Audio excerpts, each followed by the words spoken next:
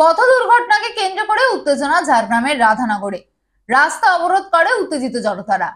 মেদিনীপুর থেকে ঝাড়গ্রামগামী বাসের ধাক্কায় ঝাড়গ্রামের রাধানগর মোড়ের কাছে গুরুতর জখম হয় এক সাইকেল আরোহী মহিলা।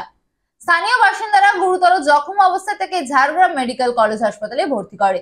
বর্তমানে আশঙ্কাজনক অবস্থায় রয়েছে ওই মহিলার নাম সরস্বতী পাল, বয়স 33 বছর।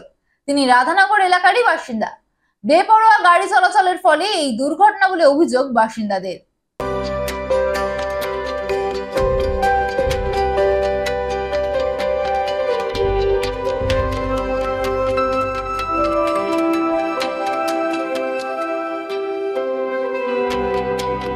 রাস্তায় যাচ্ছিল, ওই পাশ থেকে অ্যাক্সিডেন্ট করে গাড়িটা একদম ওই যে তুলে নিচ্ছে, মোটরসাইকেল এই সাইকেলটা তুলে নিচ্ছে, সাইকেলের উপরে মেয়েটার উপরে একদম গাড়ি চালিয়ে করে নিয়ে চলে গেছে। গাড়ি চালিয়ে করে উপরে গাড়িটা চালিয়ে করে নিয়ে গেছে। এখন কি অবস্থা? এখন অবস্থাটা স্যার হসপিটালে ভর্তি আছে। আপনারা হসপিটালে গেলে কি দুর্ঘটনা ঘটে? হ্যাঁ, প্রায় দিন দুর্ঘটনা ঘটে। প্রায় দিন গাড়িগুলোর স্পিডটা খুব বেশি, এত বেশি যে গাড়ির স্পিড যে ধারণা করতে পারবেন না। এটা কোনো পাবলিক হেঁটে যেতে পারবেন না, এত ভাবে স্পিডে গাড়ি চালিয়ে নিয়ে।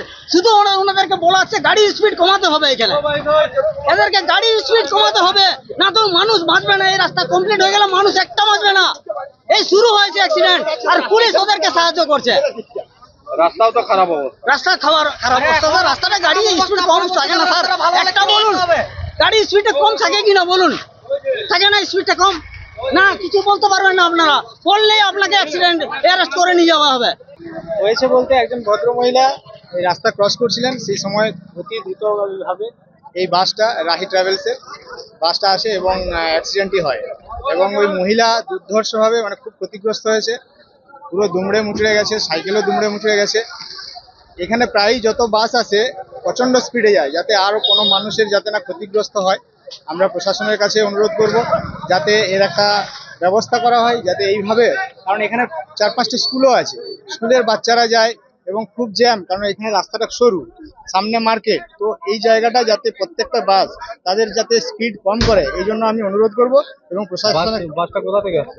বাসটা আসছিল ধেড়ুয়া থেকে, মেদিনীপুর থেকে আসছে। অবস্থা এখন অবস্থা বলছে খুব মানে বাঁচবে কিনা সন্দেহ আছে, মানে অবস্থা খুব খারাপ, মহিলার পুরো দুমড়ে মুচড়ে গেছে।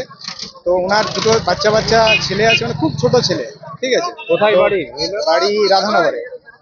সিন্টু পাল ওনার স্বামীর নাম। কি নাম মহিলার নাম? মহিলার নামটা বলতে পারছি না, তবে ওনার স্বামীর নাম হচ্ছে সিন্টু পাল, আর ওনার শ্বশুরের নাম হচ্ছে মিলন পাল।